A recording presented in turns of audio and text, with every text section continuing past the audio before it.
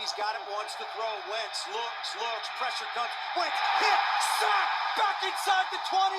Aiden Hutchinson, that's number 2.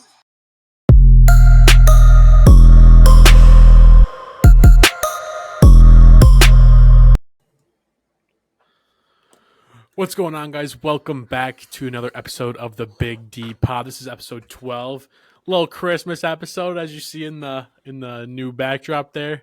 December 1st. Ben, are you excited for Christmas? Oh, 100%. I'm going on a vacation right after Christmas, going down to Alabama, going to see some warm weather. It's going to be great, man. What do you mean, dude? It's warm in Michigan right now. Oh, so warm, you know. What? 26 degrees, baby. Yeah. Michigan weather is about as hot as the Pistons are right now. Should we just get right into it? Why not? We're going to do pick'ems first, then we'll hop into Pistons. All right, everybody, welcome to Week 13 NFL Pick'ems. Right now, the records stand at Caleb, 46-28, and yes, me sir. at 44-30. So Caleb is still 2 games ahead of me. Trash. But we're making the comeback this week. We're making the comeback. You did. You had a good comeback last week. We got back 1 game on him. Should have been 2, but Monday Night Football, the Bears had to win without scoring a touchdown. I got that pick, bro. Ridiculous. But going on to the first game this week, Thursday Night Football, Seahawks versus Dallas Cowboys. So, in this game, without question, and I also just realized I opened the wrong document. In this game, without question, I'm taking the Dallas Cowboys. As I mentioned in the Lions segment later, the Dallas Cowboys are ahead offensively and defensively by a large margin in every category in the NFL. And it's not even close. Like, they're statistically the best team in the NFL right now, and it's honestly not even close. And I don't think the Poverty Seahawks are going to stop them at home on Thursday Night Football. They play tonight in 20 minutes. But I still don't think that that's enough. So, Cowboys. And also, Geno genuinely played awful last week, and they had no run game last week against a team that wasn't that good. So, those are all very true statements. But I can't believe that you said this should be an easy game for the Dallas Cowboys. I can't believe you said that it's going to be one-sided. The Dallas Cowboys have not beaten a team this year with a winning record. You know who has a winning record? Barely. The Seattle Seahawks. You know who's going to continue to have a winning record after this week? Oh, the Seattle Seahawks. Because they're taking down Dallas. Okay, I respect it. They're taking down Dallas this week. I respect it. I respect it. The Cowboys I know you want to lose still this year. year. Be alive where they can't be a winning football team. So I'm taking the Seahawks this week. Caleb's got the Cowboys. Let's move on to the next game. In the Lions at Saints. Big surprise here. I'm picking the Detroit Lions. They're the best team in the NFL versus a team that has probably no receivers going to play. Maybe 2 are questionable, but none of them are fully healthy. And that's the only way to beat the Lions is through their DBs. And if you can't do that through your wide receivers, then you have no chance. And Jack Campbell's going to shut down Kamara. He gets to start this week as Anzalone. Well, Anzalone's still questionable. He could play, but likely not because he hasn't practiced all week. But I'm going to take Jack Campbell shutting down Kamara, Brian Branch shutting down Taysom. Give me the Lions by a large margin. Yeah, no, I got the Lions in this game too by a large margin. I see Sam Laporta having a big game. We'll get into that later too. We'll get into more logistics of this game and stuff like that later on in this episode. But I got the Lions taking huge margin away in New Orleans. Started December, baby. December football. You know what we did last year in December? We didn't lose. Oh wait, we might. Was the Panthers game in December last year? It might have been. It might have No, been. that was in January. I'm pretty sure. It was either ended. We didn't lose in the first 2 weeks of December last year, so you know what that means. We're doing the same. You just jinxed us So so bad. I got the Lions in this Go game. Lions. Next game, Falcons at the Jets. This one I genuinely feel so terrible about, but I'm picking the Jets. They're at home. Tim Boyle ain't going 0-2. I hate this pick, but he honestly played all right last week. The stats say he had 2 picks, but remember that one like against that deep Hail Mary that was like some BS, that whatever, he was just chucking up The picks, the 100-yard the pick picks, six, the Hail 100 Mary. pick six. Yeah, stats are better than they seem. Yeah, that's funny by the way. And I'm just not picking the Falcons because I think the Panthers are getting that home playoff game. Statistically not eliminated.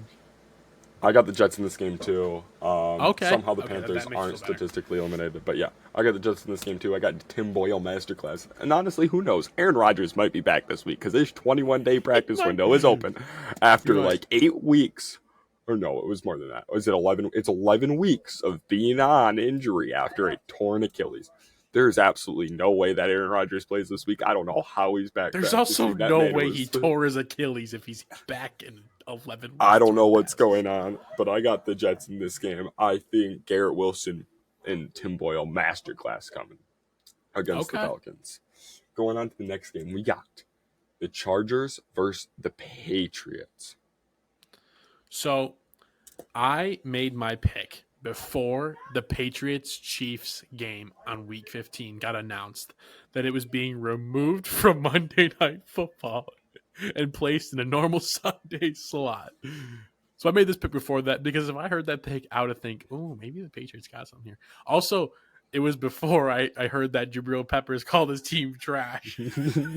So I'm still picking the Chargers. Honestly, I think the Chargers are way better than the record shows. They have all the pieces. I don't know how they keep losing. I really don't. The wide receivers can't catch a football. That's it. I mean, that's literally it. They've lost 2 games this year, at least, because of dropped passes on their score, like their final scoring drive. Mm-hmm. This is a team where you look at their offense and you're like, dude, this is like a top like 5 offense in the league. Yeah. You look at their defense. They got Derwin back there. They got Khalil Mack and Joey Bosa coming off the edge. Khalil Mack's like one of the top pass rushers in the league right now in sacks. Like, how is this team not winning? When you look and it's the drops, it's the poor clock management, it's the bad coaching decisions. I don't know how this team's 4-7. I think they prove it this week. They're going to go get a win this week in Foxborough. And the Patriots are so poverty, it's hilarious. Yeah, no, I got the Chargers in this game too. I don't think the Patriots are good at all. So I got the Chargers in this game. Yeah, no, Bill Belichick sucks. Drew's real passionate back there in your background there, talking about something. Dude, let me tell you about it. But yeah, no, I got the Chargers in this game. But next game on the schedule, we got the Cardinals at the Steelers. Cardinals at Steelers. Hey, 2 of the best offenses in the league. Yeah, I got the Steelers in this one. I don't see a world where the Cardinals win here. I think the Steelers defense is just too good, and they're just going to get out coached for a win. I'm going to pick the Steelers to lose. I picked them last few weeks, and they've been losing. So I am scared about this one because Kyler Murray has been playing well. He's back and healthy and looking okay. But since he's come back, they haven't won a game. So I don't know. And they just lost Zach Ertz too. That's going to be a big crusher for their team. And like I said with the Cardinals, they're tanking for Victor. I mean, Caleb Williams. I mean, Jaden Daniels. I mean, maybe Michael Penix. Maybe Bo Nix. I don't know. One of those guys. They're tanking for one of those guys. So give me the Steelers at home. You know, this is the worst pick I've ever heard in my life. If you pick the Cardinals, I don't think it could be worse than the Panthers and Giants picks. But I got The Arizona Cardinals beating the Pittsburgh Steelers this week.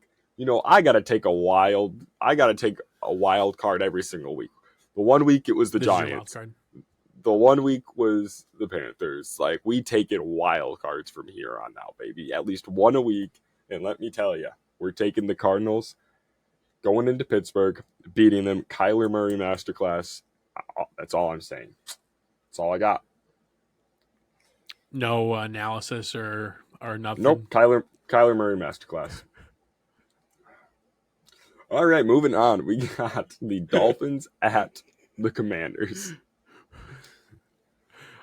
Quick thing though, genuinely, I think the Steelers are going to be so good now they have a new offensive coordinator. Like Kenny Pickett just threw for the most yards he's ever thrown last week. Dude, I saw a stat, and it was in the last game that the Steelers played before they hired Matt Canada, they had over 400 offensive yards. The entirety of Matt Canada's tenure, which I believe was 33 or 38 games, something like that. They never had a game over 400 total yards on offense.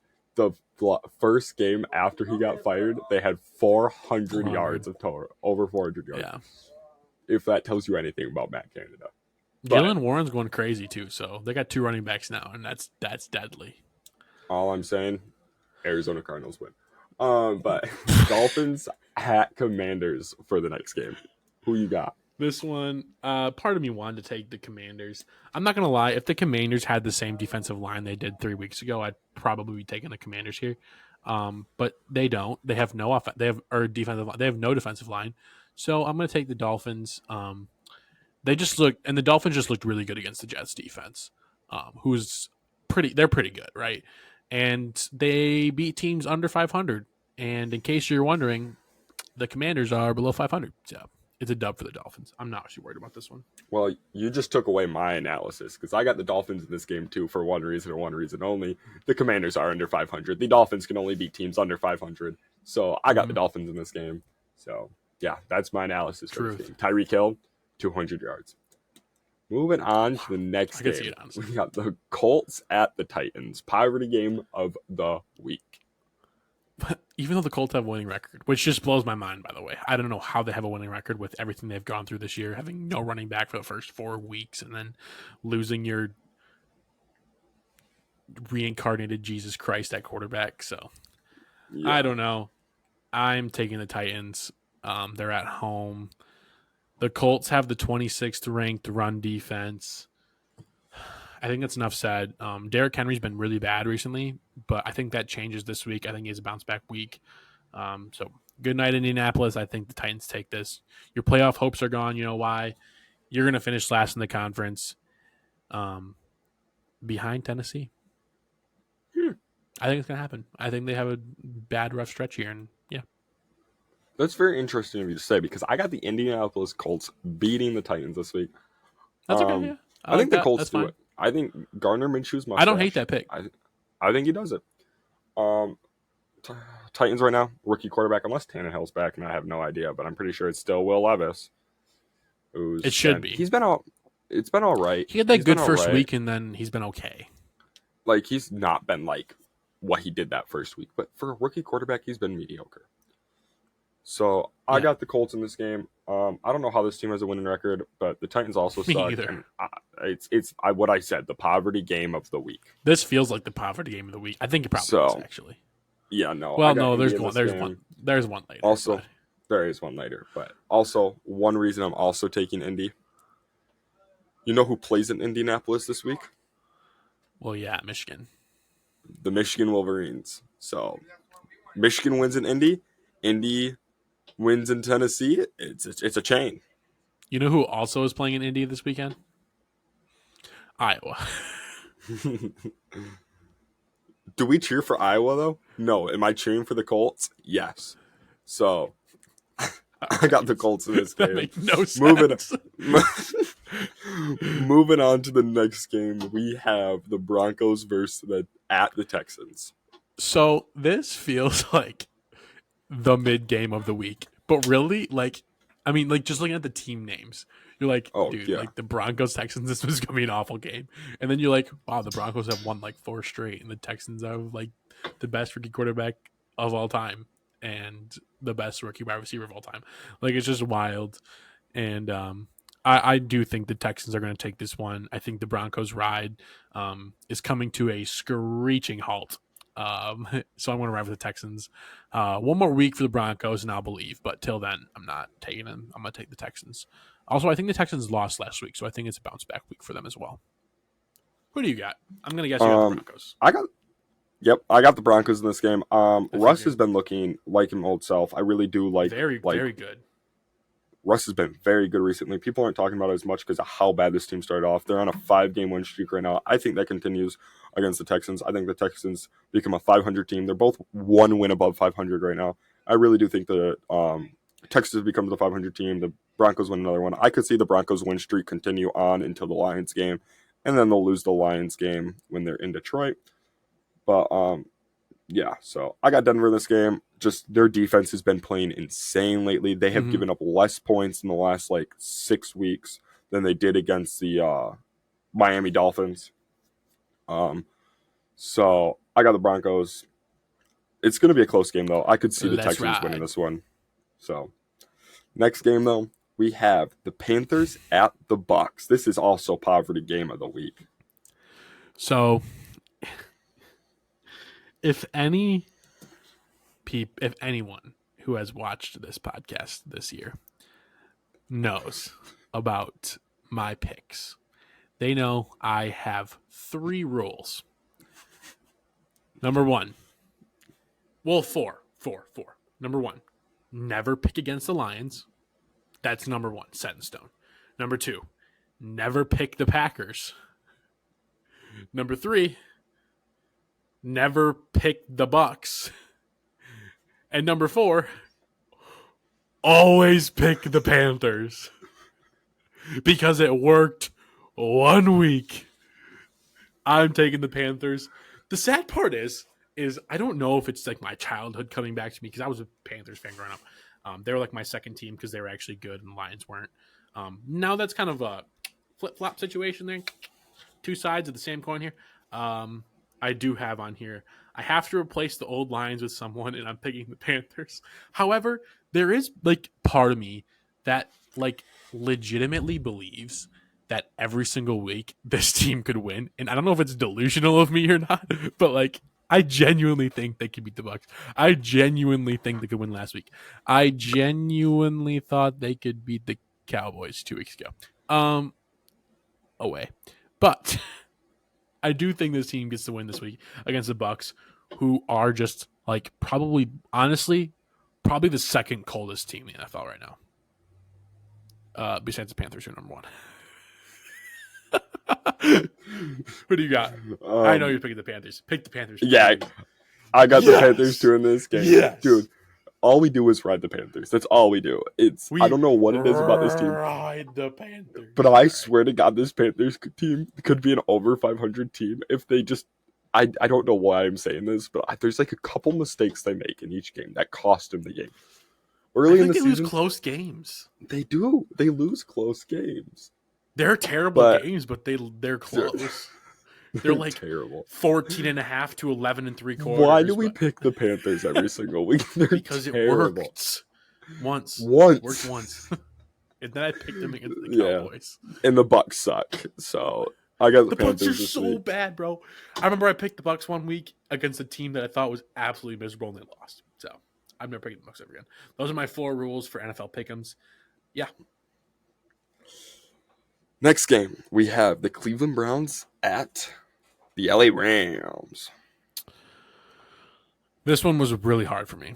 This is the one I thought about the most because the Rams scored 37 points last week. Stafford's back. He showed out. I think he's back and better than ever. Kyron Williams had the game of his life. Dog. I think they keep using him.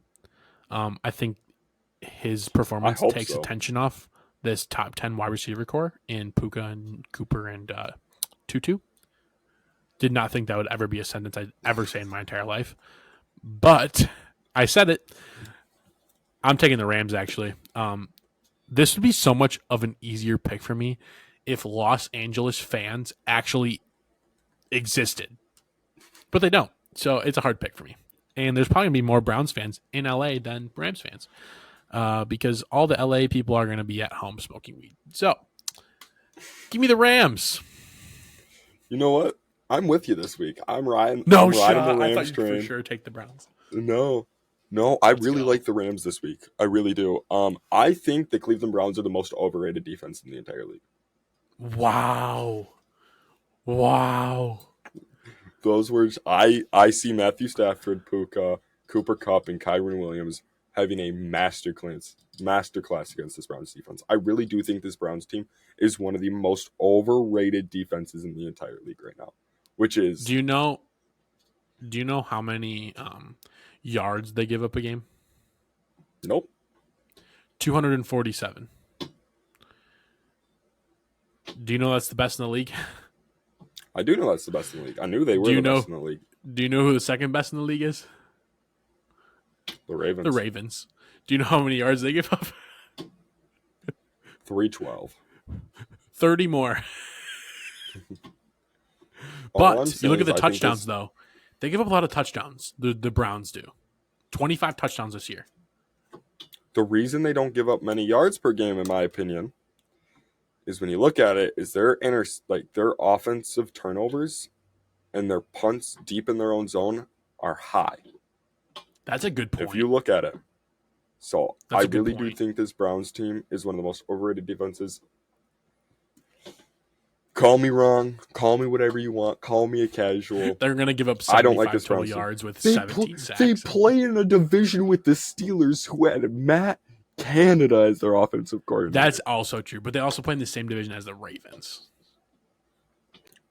Overrated. Lamar's hunting for you. Oh no. All right, take me to the game of the week. Game of the week. I can't believe this wasn't flexed at all after the other one got flexed. No kidding. San Francisco 49ers at Philadelphia Eagles. I am taking the 49ers. I said, holy game of the week. I would like the 49ers to win to help the Lions' chances of becoming that one seed soon. I think the Eagles' train's going to stop very soon. I know this, they win a lot. They win against quality opponents, the Eagles do. Their strength of schedule is solid. But the thing is every game I watch, there's just... The refs are wearing like green jerseys. Yes, and it's scrappy and non-dominant. They're going to lose at some point again. And I think the 49ers are the team to do it. I really do. So, and the 49ers have been dominant. They dominated last week too. So I like the 49ers here away. I know it's going to be tough in Philly, but I'm going to take the 49ers. Interesting. I actually have the 49ers in this game too. Oh, let's go. I think this D-line is incredible. I think this D-line will get to Jalen Hurts. Brock Purdy, the perfect passer rating, insane. That was 2 weeks ago, I think, yeah. Yeah, I know he played well last week too. I don't know what his passer rating was last week. 2 weeks ago, he had a perfect passer rating. Last week, he had a really good week. I got the 49ers in this game. I really do think this 49ers team has turned it around from their, 3-game losing streak, 4-game losing streak. No. How many? No, it wasn't even that. It was 2. How many losses? It was 2?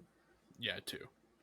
It's wild for me saying that a team turned it around from a 2-game losing streak when we're Pistons fans when they're on a 15. But no, they looked really bad in those 2 games, though. If you go back and look at the stats, they looked really bad. Brock Purdy looked bad. I think they turned it around, and I really do think the 49ers take this in Philadelphia this week.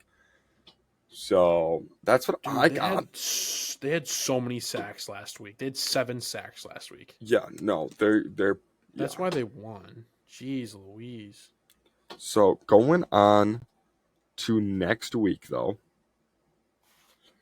Kansas City at Lambeau Field. I think we all know who you got. I got the Chiefs. Like I said, I can't pick the Packers. Chiefs are good, and they had a bad week last week and still won. So I'm thinking this is kind of a bounce back, to prove okay, whatever. We're actually good. Kelsey's going to have a bounce back week for sure. There's no way he has 2 bad weeks in a row. And also, I think there's still a bad taste in the Chiefs fans and Chiefs players' mouth from that first Lions game. They just saw the Lions lose to the Packers. I do think there's a little chip on their shoulder this game, especially being at Lambeau. I think they take this one, and I'm pretty certain of it. I am breaking a rule of Ending NFL the pod, Pick'ems, dude. Ending the and pod. it is because I need to come back against Caleb.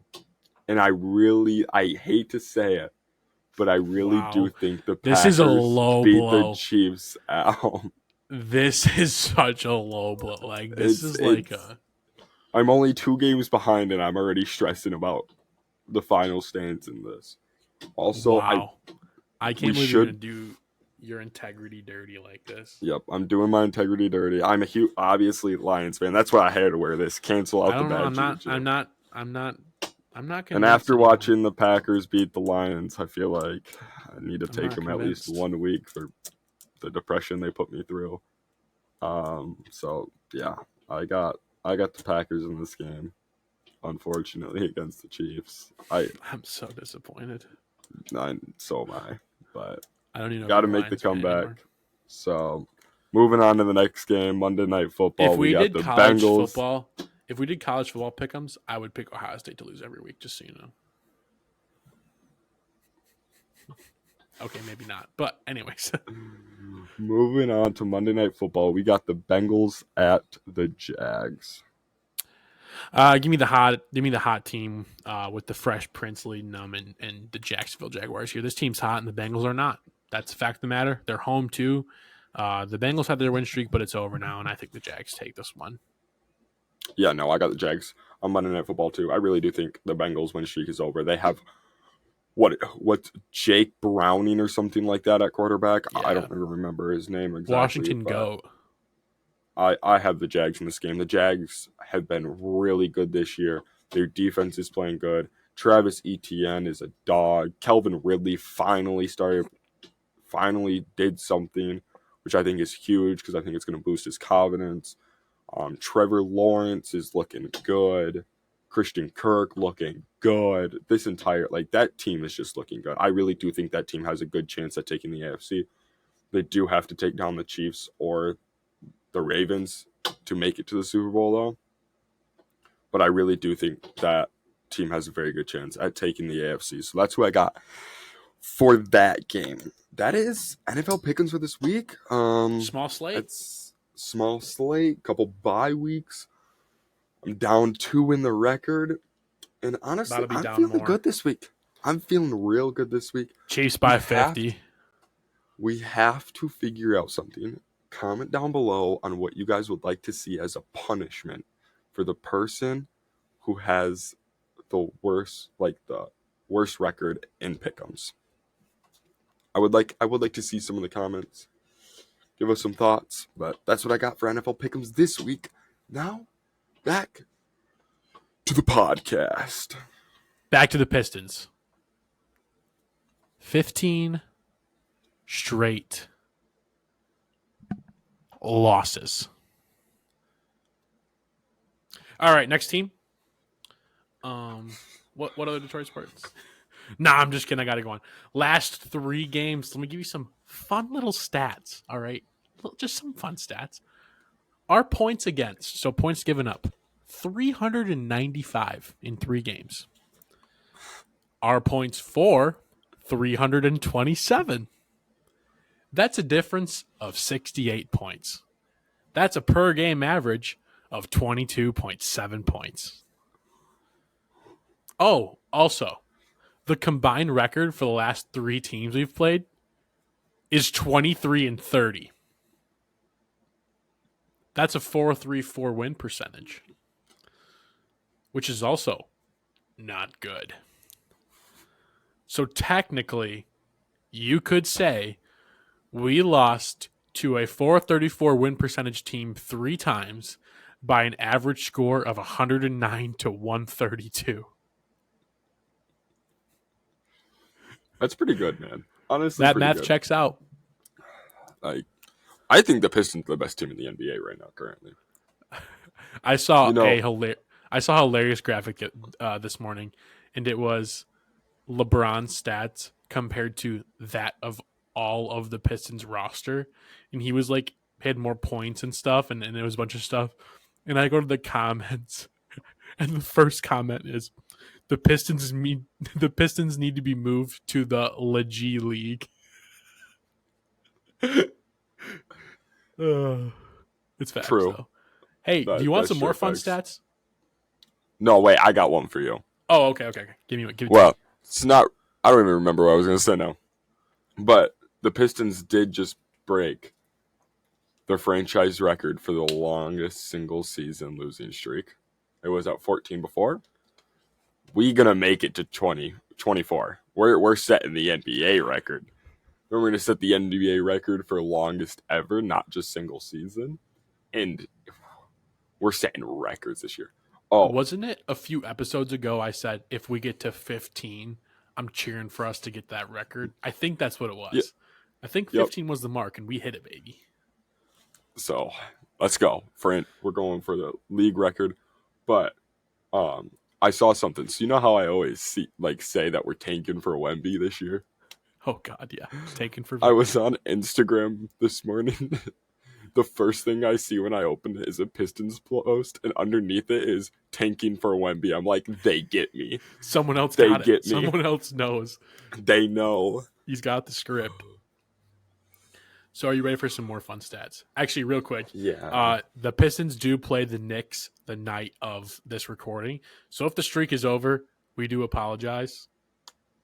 Also, another really brief heads up. My audio in the last episode was absolutely horrendous. Look at me, dude. I'm doing an apology video 12 episodes in. That's like a new record. My audio was so bad. Hopefully it's fixed for this one. All right. Are you ready for some fun Pistons stats? It's going to be so fun, dude.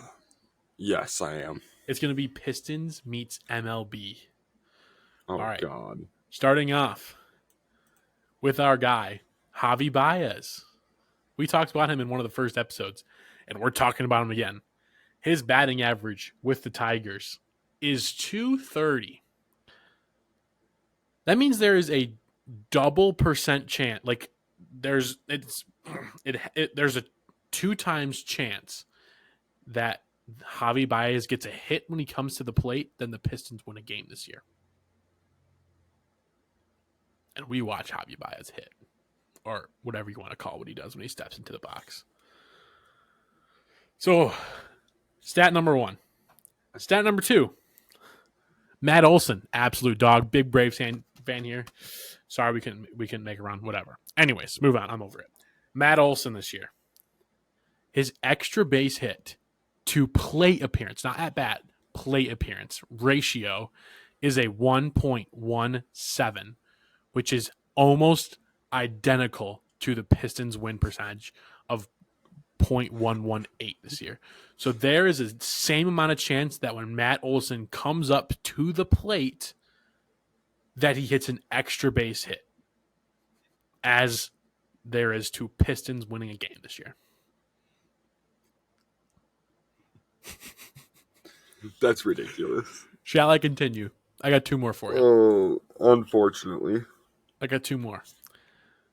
Remember, Pistons 0.118 win percentage, or just a 118 win percentage.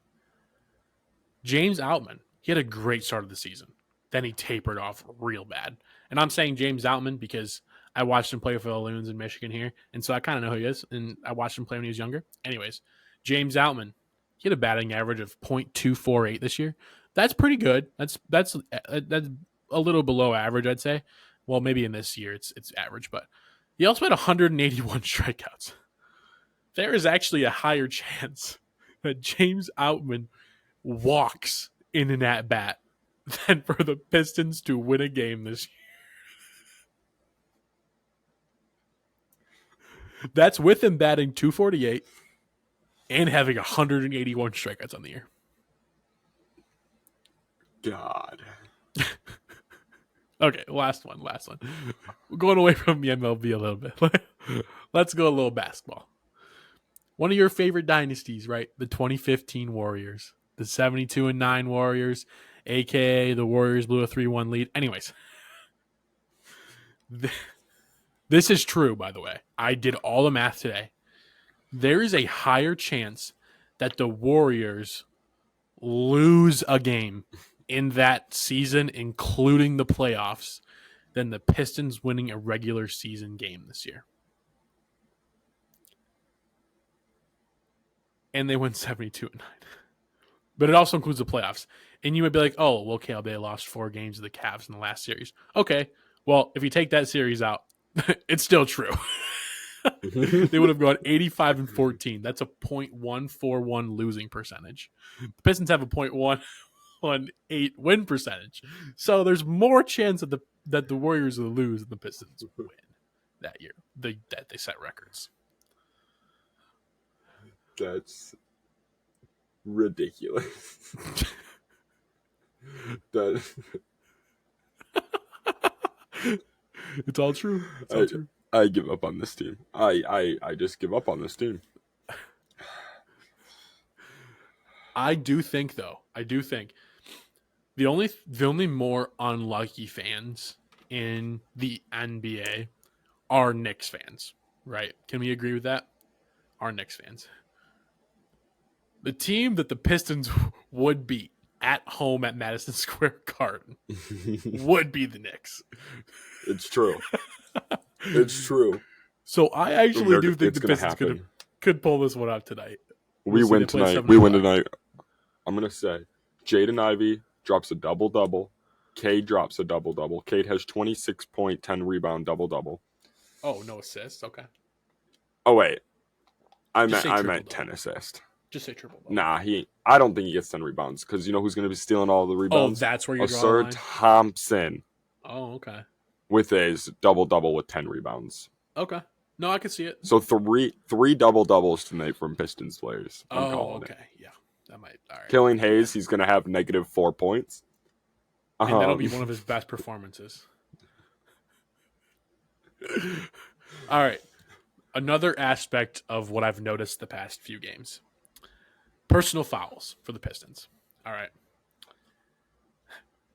They have 426 fouls this year in 18 games. That's 30th in the league.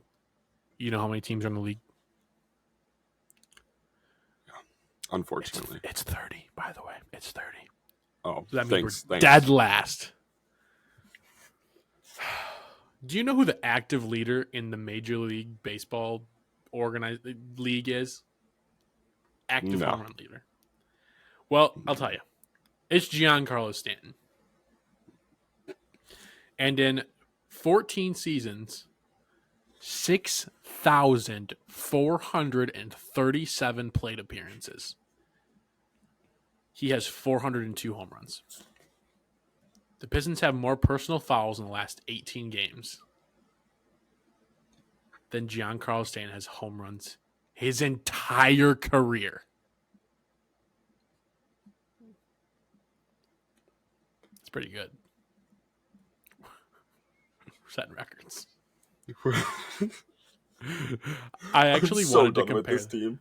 I actually wanted so to done compare with this team to like the past of the NBA and past seasons and stuff.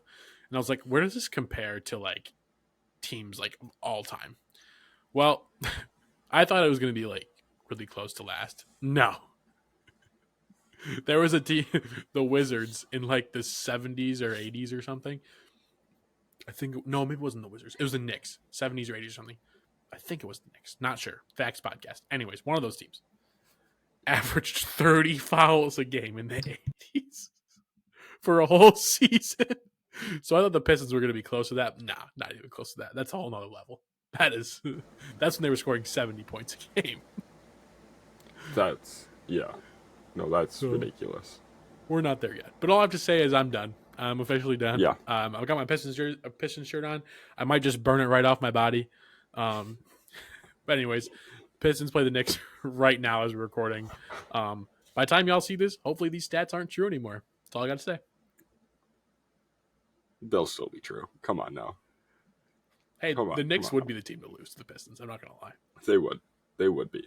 But it ain't happening. Especially at home. in Madison Square Garden.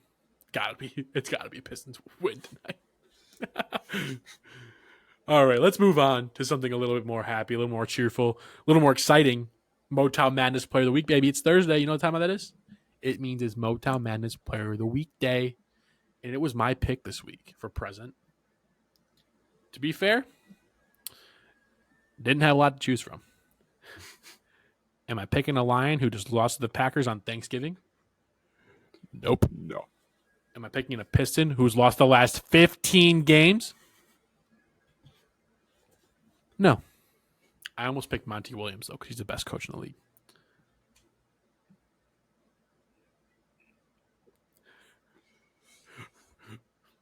Brief pause.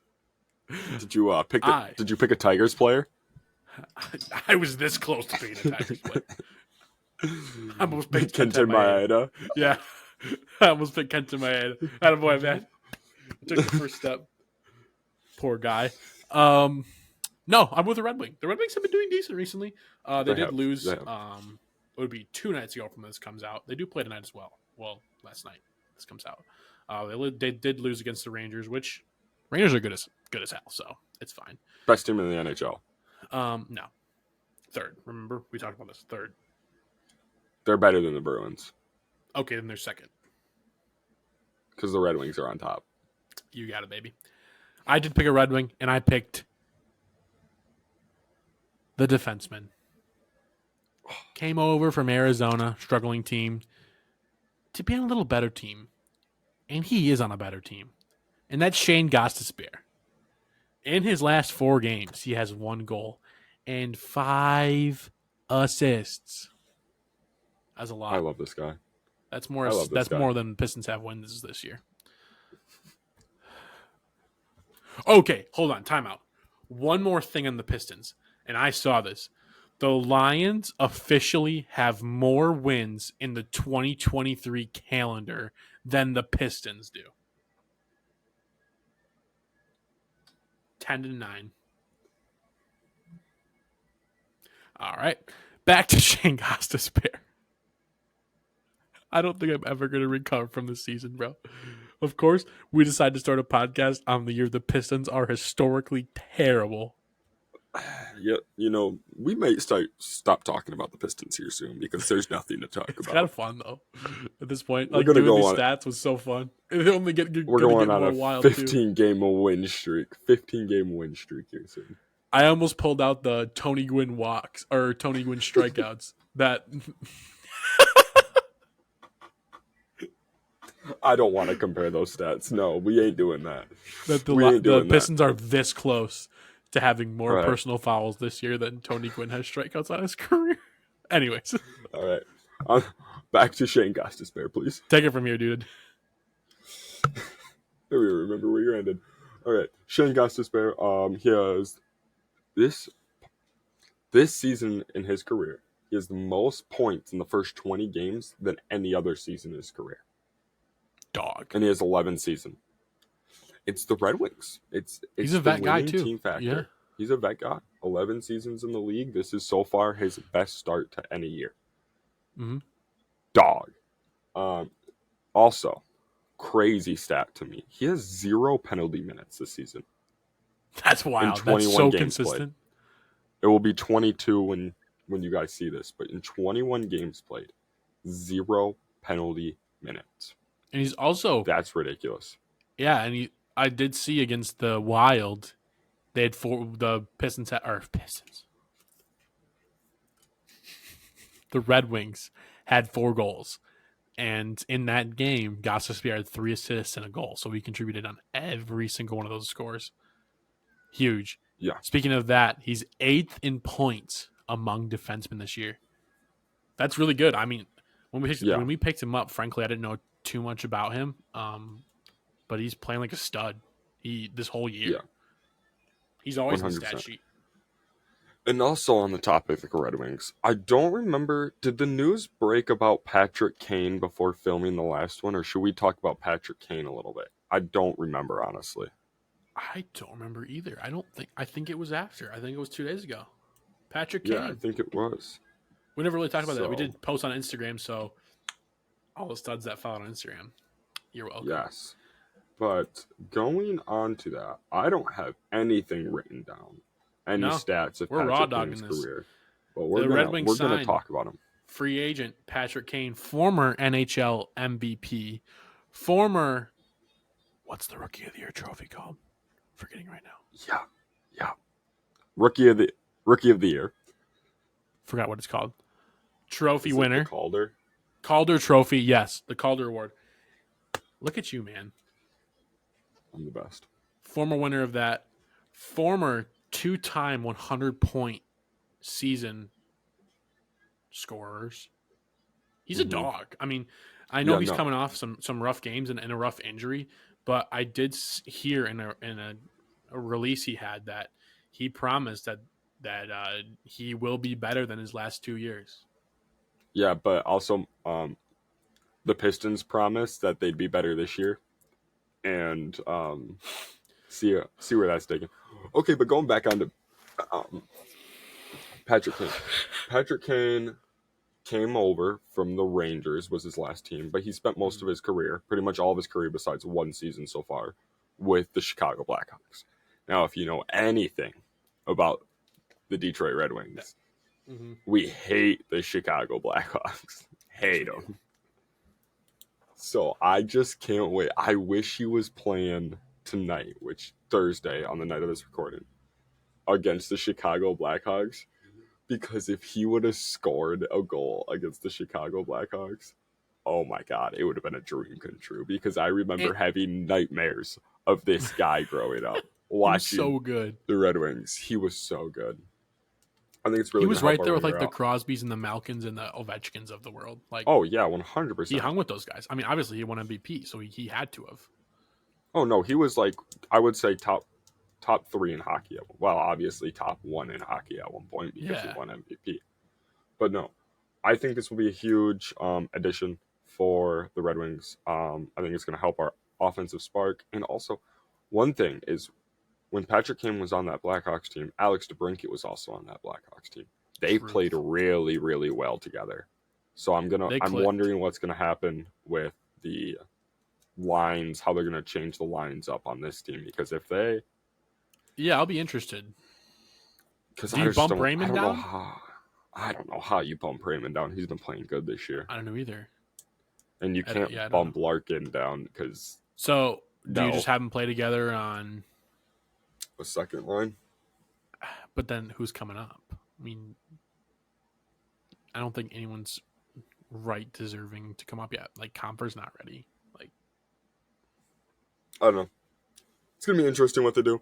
He's not expected to play in, I think I saw something that was like 15 days. Not 15 games, 15 days. Oh, okay. So we'll probably see him in 2 weeks. Is the projection will be his first game as a Red Wing. But you never know. Yeah, so Aaron Rodgers is back after for? Yeah, facts. The Blackhawks and Rangers. Who's the last 2 teams that the Red Wings played? The Rangers and the Blackhawks. Sounds kind of wild to me. That's pretty cool. But yeah, welcome Patrick Kane. I saw a funny Instagram comment, and it was when he was talking about. He said something about like, I love this team or something like I'm in love with the Red. Oh no, it was something about the uniforms looking good or the. Oh yeah.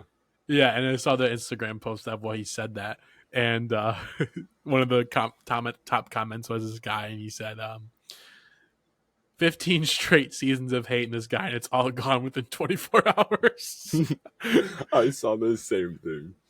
Literally 15 straight seasons of absolutely hating this guy because he just, every single time I watch this guy play, he was so good. On the rival squad from the Red Wings. That's over within the first 2 hours of me seeing him get signed to the Red Wings. Yeah. It's gone. I was excited for sure. So shout out Patrick Kane. Welcome to Detroit, man. All right, Ben, you're going to take us into a very important game this weekend for the Michigan Wolverines, the Big Ten Championship. You got the facts all written out there. Tell me. Give me the rundown. Okay. So Michigan football. Quick fact before we get into the game this weekend. I love facts. U of M facts podcast. is the only team in college football right now that has multiple wins over college football playoff top 10 opponents, top 10 teams. So if anybody ever says to me again that Michigan plays nobody, listen to that stat right there. And also, Is if you Penn look State at top our 10 team still? That's wild. Penn State is the top 10 team still. Huh. This is according to an Instagram post I saw. So facts It's podcast, facts. I promise. It's a facts podcast. We need to start shouting out these people. That's my bad. Yeah, I probably should.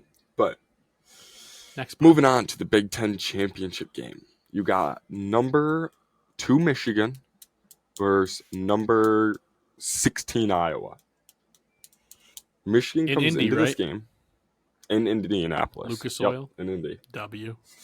Michigan comes into this game as 22-point favorites, and the Oh, over-under for this game is 35.5. You ready? All right, so ready? half. You ready for this stat right here? Hey, 13.5. yeah, ready for this stat? This means that Iowa is expected to get 6.5 points because the smallest way both Michigan covers and the over hits is that Michigan has 29.5 points and Iowa has 6.5.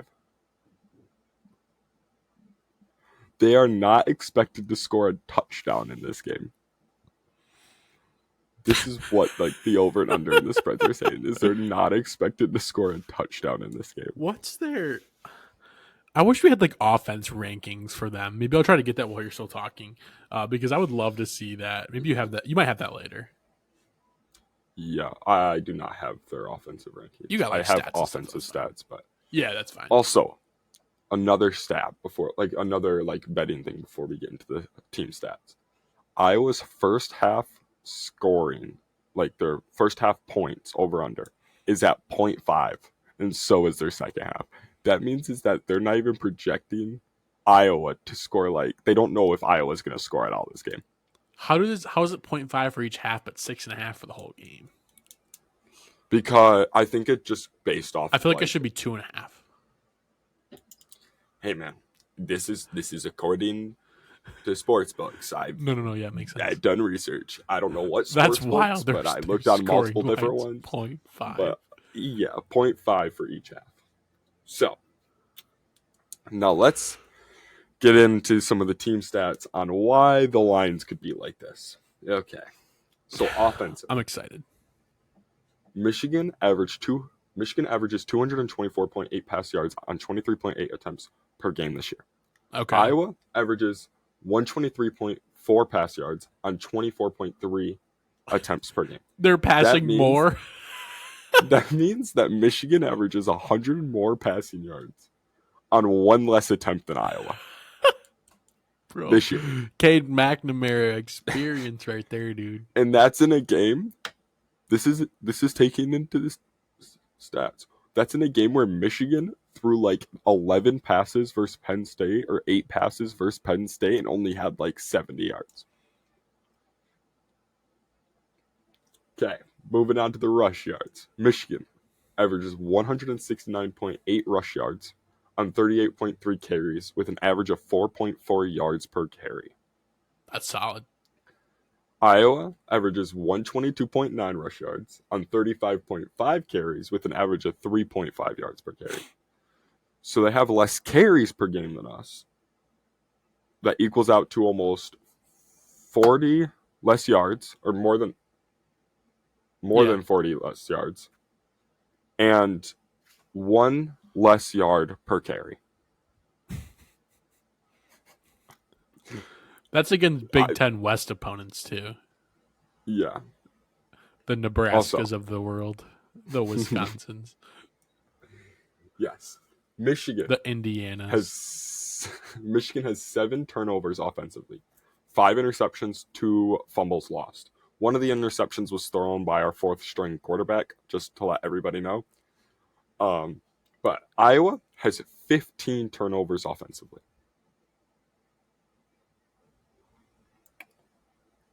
That's more than double. I can do quick maths. Yeah. Okay, so that is offensive. Now let's get into some defensive statistics. Michigan gives up an average of 155.3 pass yards per game. Iowa, they give up an average of 174.3 pass yards per game. So 20 more pass yards almost than what Michigan gives up. Mm-hmm. Okay. Michigan gives up an average of 91.4 rush yards per game. Iowa gives up an average of 105.6 rush yards per game. More. So Iowa gives up more rush yards. Okay. Michigan gives up an average of 10.25 points per game. Iowa gives up an average of stupid 12.17 points per game. So they give up two more points than us. Okay. Michigan has forced 21 total turnovers this year for a plus 14 turnover ratio. Mm-hmm. Iowa has forced 14 total turnovers for a -1 turnover ratio. Nice. I also forgot. Did I forget to say the offensive points per game stat? Yeah. So going back to offense really, really quick. Forgot what stat. Michigan scores an average of 37.58 points per game. That's stupid. Iowa scores an average of 18.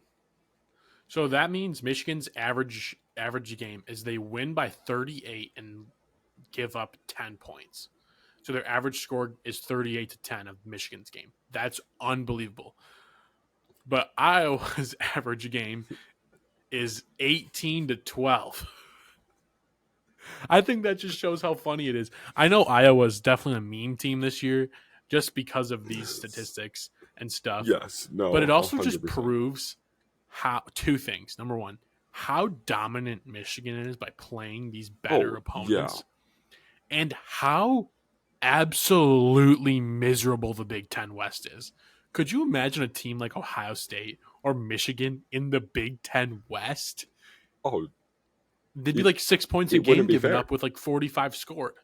It wouldn't be fair. Luckily divisions are getting taken away next year, so there won't be a West or East. Also, unluckily, because that means we can play Ohio State 3 times in a year. Because when you think about it, we can play them we'll play them in the regular season. Good. We can play them in the Big Ten championship, and with the 12-team playoff starting next year, we could play them in the playoffs. You think if we beat Ohio State twice and they have 2 losses, though, they're going to be in the 12-team playoff? Maybe. Yeah. I think 2-loss teams will start making playoffs. 100%. I don't think so. There's too many 1-loss. But are you going to throw a 1-loss Tulane team in there or a 2-loss Ohio State team? Tulane, baby. This year, 1-loss teams because there's so many good 1-loss teams. It's crazy. God. Oh, I know. It's ridiculous. Also, 12 teams isn't that much. You should definitely have 1-loss teams in there.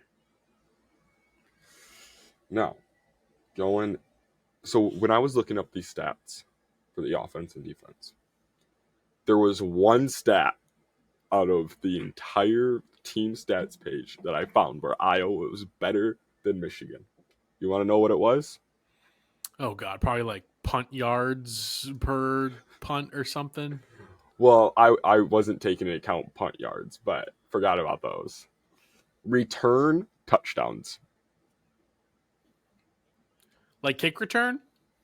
Yeah, kick return and punt return. Does Iowa just return kicks all the time or what? Michigan has not returned a punt or a kick for a touchdown this year. Iowa, I think, has 1. Oh, God. To be fair, Iowa should have be a 1-loss team right now, and they should have another punt return touchdown. But for some reason, the refs made a call where pointing at the ball is now a fair catch signal, and so they. I forgot about that. Was that against Nebraska? I think they lost to Nebraska. I think that was against Nebraska. So, yeah, Michigan should win this game by 1 trillion. So, do you want me to give you some more stats that Iowa's winning in? I just found a bunch. Yeah, I want some more. Okay. Field goals made and field goals attempted. However, not field goal percentage. They have kicked a longer field goal this year. They kicked a 53-yard field goal this year. Michigan kicked a 50. James Turner's kicked a 50.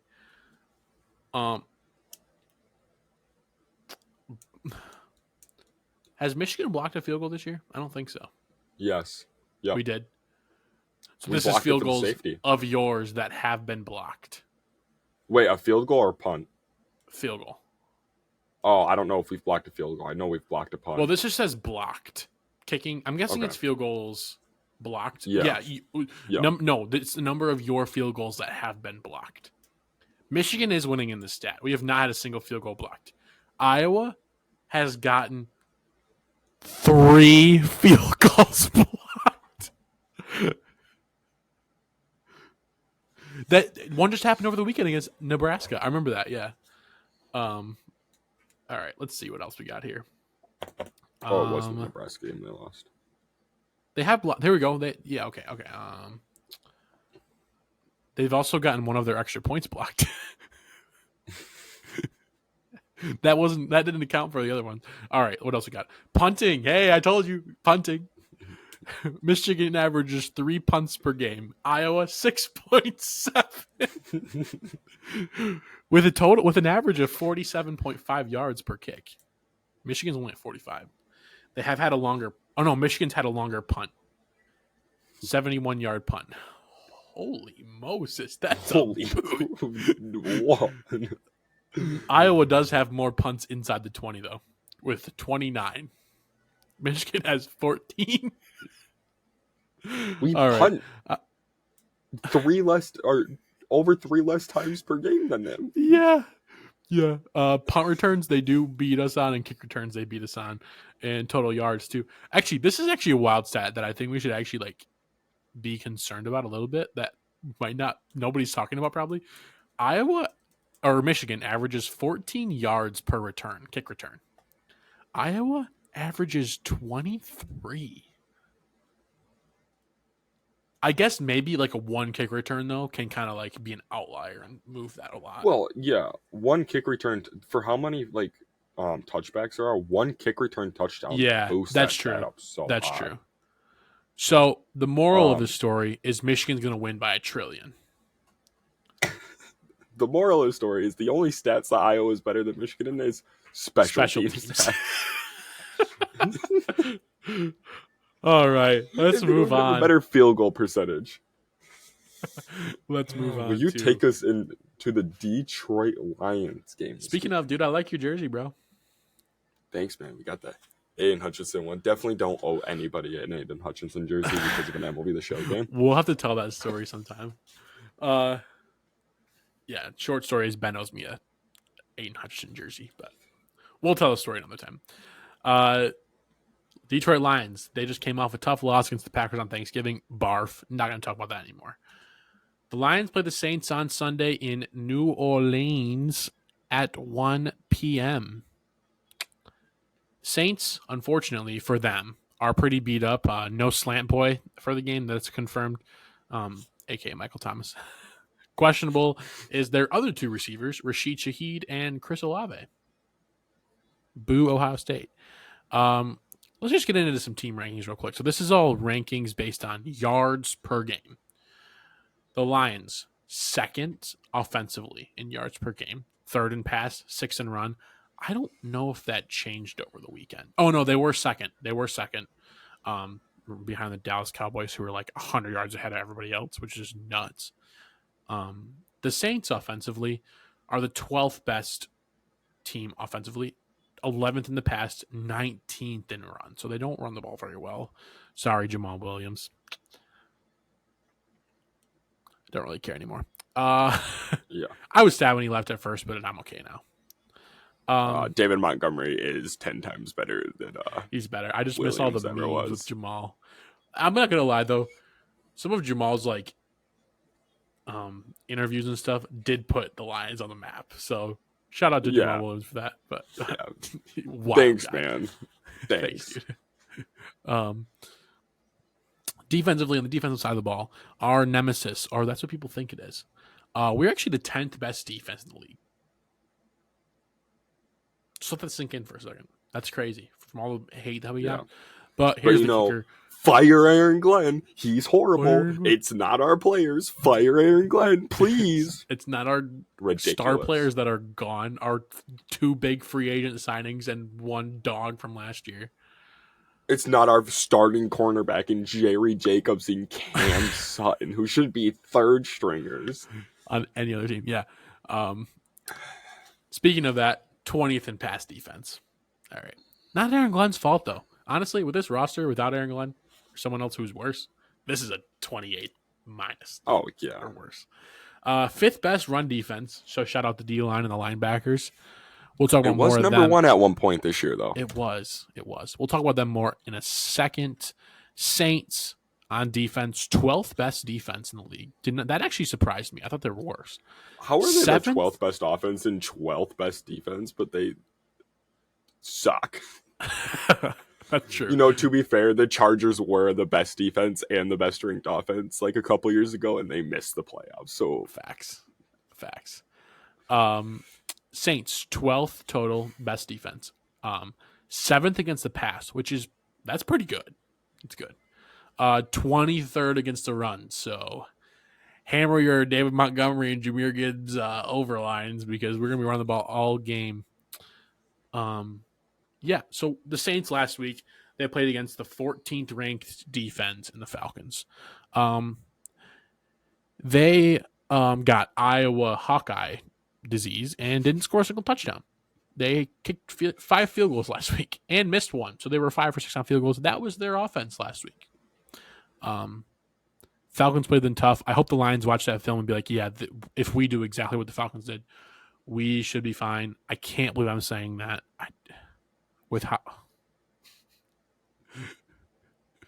Yeah, actually, I'm going to retract everything I just said. Just probably a good idea. Okay? Just beat the Saints. Yeah, please. Take us into some Lions players to look out for offensively. So some Lions players that I have to look out for offensively is obviously this best running back duo in the league in Gibbs and Montgomery against best in the nation. The best in the nation. I'm the best in the nation. But going on to this running back duo, Gibbs and Montgomery have been insane this year. Gibbs, yards per carry. Montgomery's just toughness. His yards per carry is up there too. Against this, you said the 23rd ranked run defense. Mm-hmm. I expect us to be hammering the run and just going wild.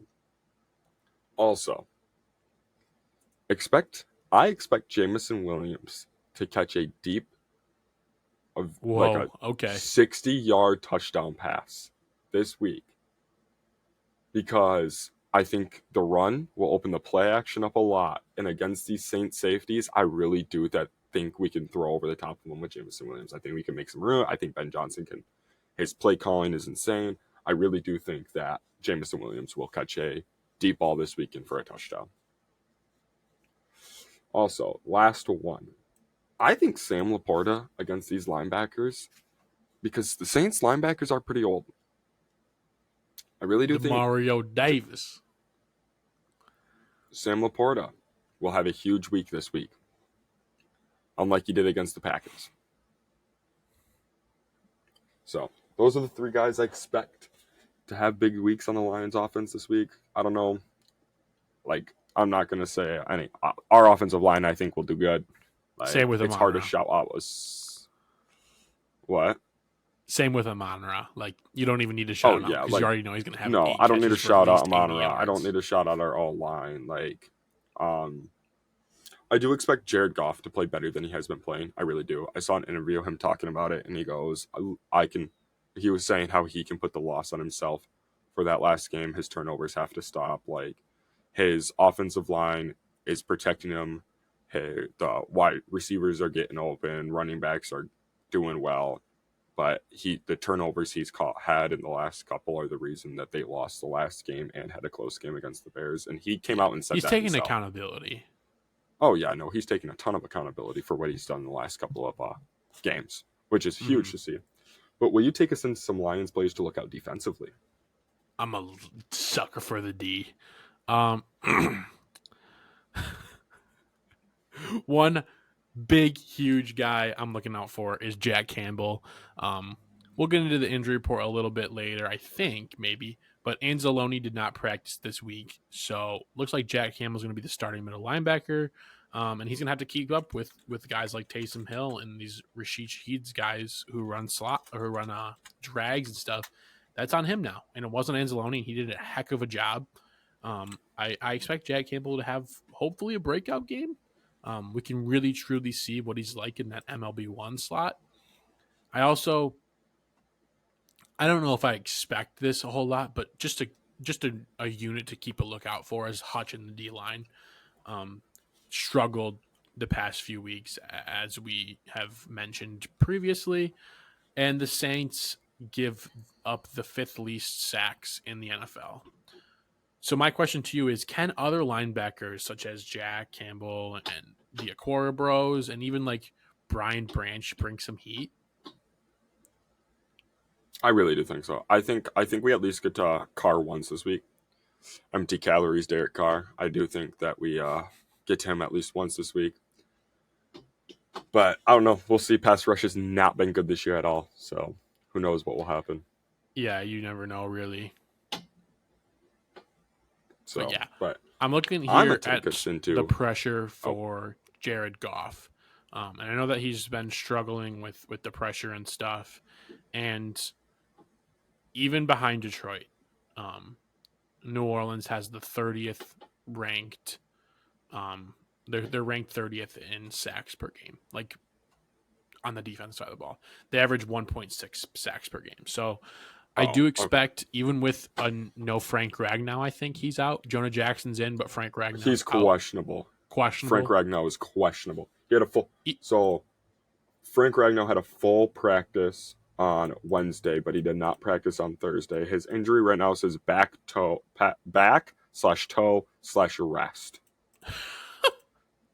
Okay. So I think Ragnow will play. And since we're already talking about the injury report, I'll get into it real quick. Okay. So Anzalone right now is questionable. He has not practiced yet this week. We'll definitely know more tomorrow or today when this is coming out. Depending on if he practices on Friday, we'll know more. Frank Ragnow, full practice Wednesday, did not practice Thursday. We'll see about him. I don't know what to expect on if he's going to play or not. Hendon Hooker just opened his 21-day window. He had a limited practice Wednesday, full practice Thursday. We won't see any of him anyway, even if he's good for the game, because Jared Goff, you're not going to see any of Hendon Hooker anyway. But it's kind of cool to see that he's finally back from injury, get him some reps. Mm-hmm. Jonah Jackson, limited practice, full practice, so he's questionable. I assume he'll play. I assume so too, yeah. David Montgomery, limited and full practice, questionable, but I presume he will play also. And then Tracy Walker was also limited and full practice. I expect him to play too. So he'll play, yeah. A couple questionable guys, and one guy that I would say is kind of doubtful at this point in Frank Ragnow. And then it's just our normal, like, C.J. Gardner-Johnson being out, James Houston being out, like, for Emmanuel Mosley. Those are the guys on the IR. This is just injury report for the week. So. Yeah, okay, good. But. So, yeah. Who do the Lions see what happens in this game. For I want to talk about some players to. Yeah. On this, the Lions need to look out for. I would say Alvin Kamara. I know our run defense has been really good this year, but with the wide receiver core of the Saints being pretty banged up with he catches passes a lot of concussion protocol. Rashid Shaheed. I expect Alvin Kamara to get a very heavy load on the offensive side of the ball this week. I really do. Like in the pass game and in the run game, like you said. Also, I have Jamal Williams on here for one reason and one reason only. It's the revenge game, so never know what's going to happen. He has not done much in this. Taysom Hill, I'm pretty sure, has more carries than Jamal Williams. He actually might, Which Taysom Hill is my last guy right now. Taysom Hill, trickery, man. Taysom Hill is one of the greatest players I've ever seen in my entire life. The way that he can... Whoa. Dude, I'm telling you. Whoa. One of the greatest grittiest athletes I've ever seen in my entire Grittiest. life. High motor. He's got a high motor. No, Same but with the way Julian he Edelman. can. Same with Jack Campbell. Okay, but just the way And Taysom any Hill can run the offensive ball in the lineman, red zone, pass the ball in the red, like pass the ball, catch the ball. Mhm. He can get tackles on the defense. He can return punts. He can return kicks. Literally, he's done it He's all like in his Malcolm entire Rodriguez, dude. True. But that's what I got for us to lock out offensively. Really, the only true one there is Alvin Kamara for me.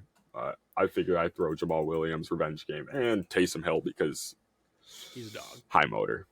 Would you say this is more of an actual like matchup to look out for, or would you say this is more of a trap game? Because I'm honestly leaning more towards trap game, like in a way. I would say no. I would say this is a bounce. Like I would say this is even more than a trap game. This is a bounce back game. I Yeah. see us bouncing back, and I see us like killing the Saints this week because I hope so. I really do.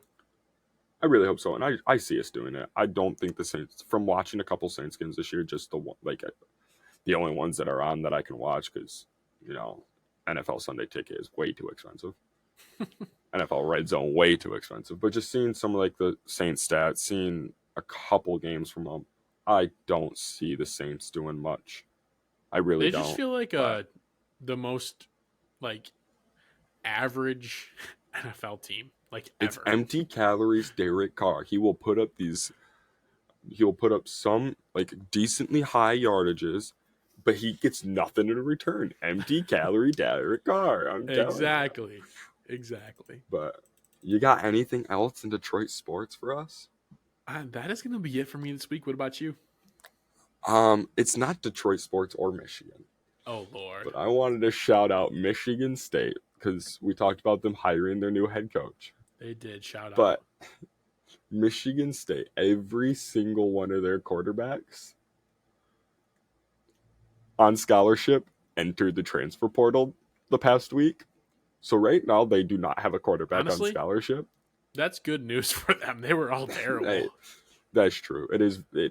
But also, the Oregon State quarterback did just enter the transfer portal right after the head coach got hired. Could he be a Spartan? State. So he could be coming in the Spartans, but you never know. He also could enter the transfer portal because the entire Pac-12 is gone. It's no longer a thing. Yeah, UCLA quarterback, he entered the transfer portal too. I just saw that. I did see that, which he was 5-star freshman, I think it was. Okay, yeah. So, yeah. Wow. That's all. That's all I got for me too. Check out our Instagram at motown.madness and TikTok at motown.madness as well. Make sure you drop a like on the vid. Hit that subscribe button. We're trying to grow the subscriber count here. And we will see you guys all next week. What was I going to say? Oh, yeah. This weekend, we got some teams in action. Obviously, the Lions play Sunday at 1 o'clock. I believe the Pistons play again this weekend on Saturday. Can you look at the Red Wings for me? Yes, I will. Pistons look at play the this Red weekend Wings. I know, as well. Or whatever you want to do. Play whatever you want to call it. Of the recording. Yeah. Pistons do also play the Cavs on Saturday, December 2nd at home. Probably a loss, honestly. But Knicks tonight, they started 6 minutes ago. So I wonder what that score is. Actually, they probably are still warming up. But yeah, I'm probably going to watch that a little bit. And I will get my feedback on Tuesday. Anything from you, brother? The Red Wings play. Where am I at in the calendar year right now? Michigan already play. In shambles. I mean, the Red Wings play on December 2nd, so Saturday, and then December 5th, so on Tuesday. So those are the next two Red Wings games. So I see a win tonight versus the Blackhawks. While recording this, they start at 7 o'clock. Right now, the Red Wings are up 2-1 on the Blackhawks. Let's go. Who scored? Real quick.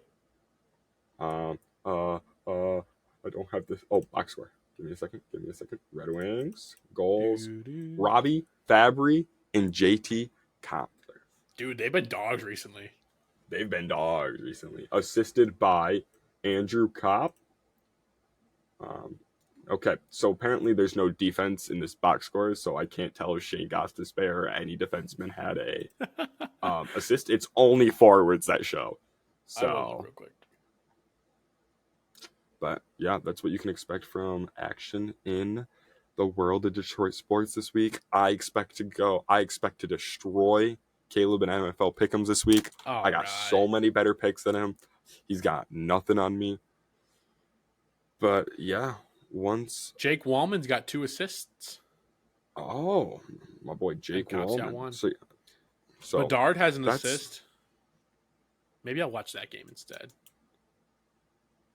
But that's all we got. Again, I know we said it earlier, but make sure you like and subscribe. Leave a comment on what you guys want to see in the future and what you think are some parts where we can maybe cut back on a little bit. Like we want some feedback on these episodes. Mm-hmm. But yeah, that's all we got. Like and subscribe. Turn the notification bell on so you can see when we post. And we out of here. Peace. If you like this video, go ahead and hit that subscribe button and turn the notification bell on to never miss another video of ours. Check out our Instagram at motown.madness for daily posts and content all about Detroit sports. And check out our TikTok, motown.madness, for clips and highlights of each episode.